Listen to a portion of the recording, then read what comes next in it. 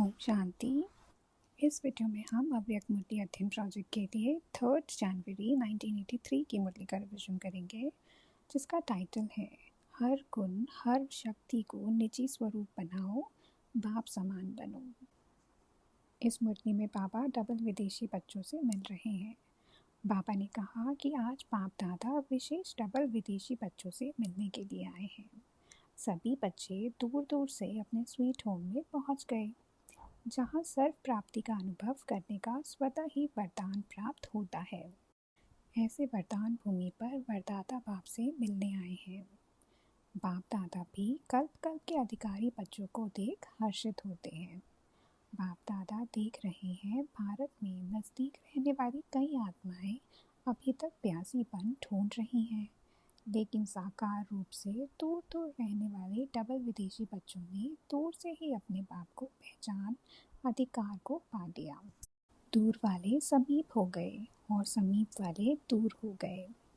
ऐसे बच्चों के भाग्य की कमाल देख बाप दादा भी हर्षित होते हैं। आज वतन में भी बाप दादा डबल विदेशी बच्चों की विशेषताओं पर रू रेहान कर रहे थे।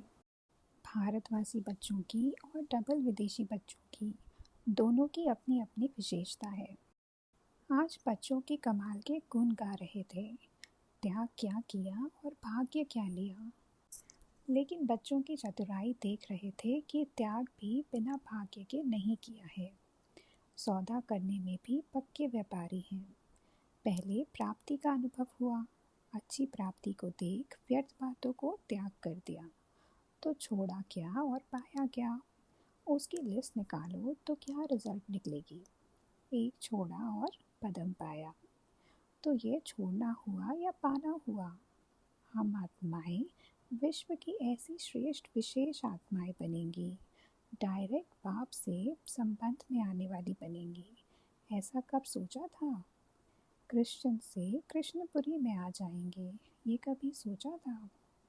धर्म पिता के फॉलोअर थे, तना के बजाय टाली में अटके थे, और अब इस वैरायटी कल्प वृक्ष का तना आदि सनातन ब्राह्मण सो देवता धर्म के बन गए, फाउंडेशन बन गए। ऐसी प्राप्ति को देख छोड़ा क्या, अल्पकाल की निद्रा को जीता, नींद में सोने को छोड़ा और स्वयं सोना गोल्ड बन गए। बाप दादा डबल विदेशियों को सवेरे सवेरे उठ तैयार होता देख मुस्कुराते हैं। आराम से उठने वाले और अभी कैसे उठते हैं? नींद का त्याग किया।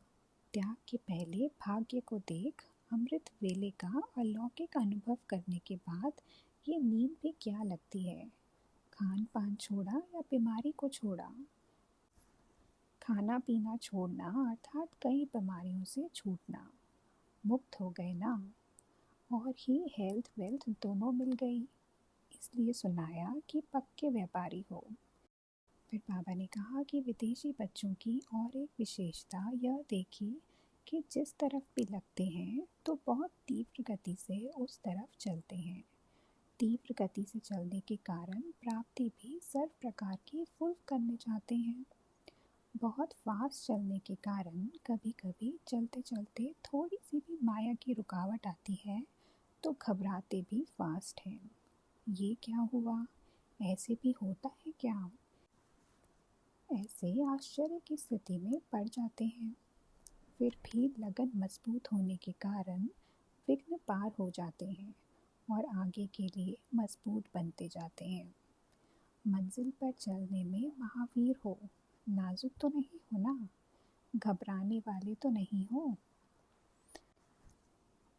बाबा ने कहा कि ड्रामा तो बहुत अच्छा करते हो, ड्रामा में माया को भगाने के साधन भी बहुत अच्छे बनाते हो, तो इस बेहद के ड्रामा अंदर प्रैक्टिकल में भी ऐसे ही महावीर पाठधारी हो ना।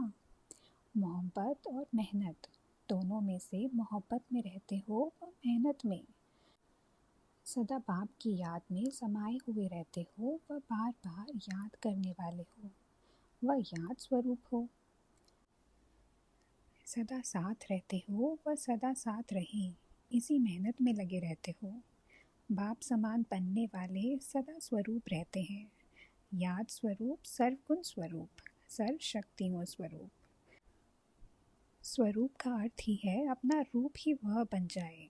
गुण व शक्ति अलग नहीं हो, लेकिन रूप में समाये हुए हो। जैसे कमज़ोर संस्कार व कोई अवगुण बहुत काल से स्वरूप बन गए हैं, उसको धारण करने की कोई मेहनत नहीं करते हो, लेकिन नेचर और नेचुरल हो गए हो। उनको छोड़ने चाहते हो, महसूस करते हो यह नहीं होना चाहिए, लेकिन समय पर फिर से न चाहते भी वह नेचर व नेचुरल संस्कार अपना कार्य कर लेते हैं, क्योंकि स्वरूप बन गए हैं। ऐसे हर गुण हर शक्ति निजी स्वरूप बन जाए। मेरी नेचर और नेचुरल गुण बाप समान बन जाए। ऐसा गुण स्वरूप शक्ति स्वरूप याद स्वरूप हो जाता है। इसको ही कहा जाता है बाप समान। तो सब अपने को ऐसे स्वरूप अनुभव करते हो। लक्ष्य तो यही है ना, पाना है तो फुल पाना है, या थोड़े में ही राजी है। फिर बाबा ने पूछा कि चंद्रवंशी बनेंगे? चंद्रवंशी राज्य भी कम थोड़ी है। सूर्यवंशी कितने बनेंगे? जो भी सब बैठे हैं सूर्यवंशी बनेंगे। राम की महिमा कम तो नहीं है। उमंग उत्साह सदा श्रेष्ठ रहे, यह अच्छा है। फिर बाबा ने पूछा कि अब विश्व की आत्माएं आप सबसे क्या चाहती हैं, वह जानते हो? अभी हर आत्मा अपने पूज्य आत्माओं को प्रत्यक्ष रूप में पाने के लिए पुकार रही है, सिर्फ बाप को नहीं पुकार रहे हैं। हर एक समझते हैं हमारा पैगंबर कहो, मैसेंजर कहो, देव आत्मा कहो, वह आवे और हमें साथ ले चले। यह विश्व की पुकार पूर्ण करने वाले कौन हैं? आज पूज्य देव आत्माओं का इंतज़ार कर रहे हैं कि हमारे देव आएंगे, हमें जगाएंगे और ले जाएंगे। उसके लिए क्या तैयारी कर रहे हो? अभी स्वयं को श्रेष्ठ आत्मा प्रत्यक्ष करने का स्वयं और संगठित रूप से प्रोग्राम बनाओ, जिससे निराशा से आशा अनुभव होनी चाहिए।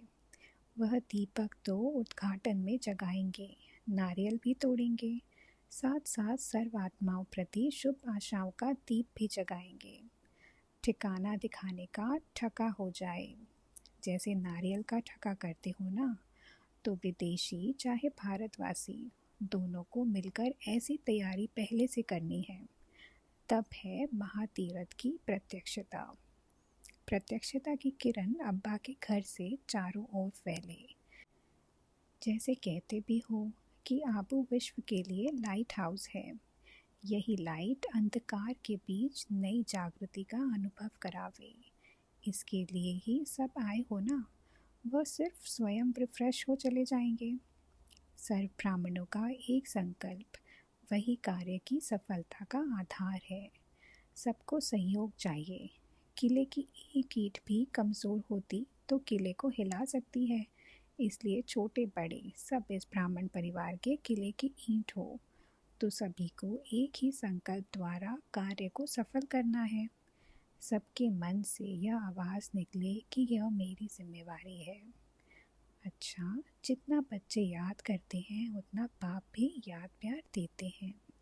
अच्छा, फिर बाबा ने याद प्यार में कहा, ऐसे सदा दृढ़ संकल्प करने वाले, सफलता के जन्मसिद्ध अधिकार को साकार में लाने वाले, सदा अपने श्रेष्ठ भाग्य को स्मृति में रखते हुए समर्थ रहने वाले, स्वयं की विशेषता को सदा कार्य में लगाने वाले, सदा हर कार्य में बाप का कार्य सो मेरा कार्य अनुभव करने वाले, सर्व कार्य में ऐसे बेहद की स्थिति में स्थित रहने वाले विशाल बुद्धि बच्चों को याद प्यार और नमस्ते।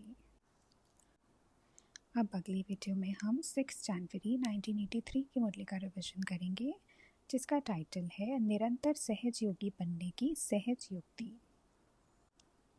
अच्छा, ओम शांति।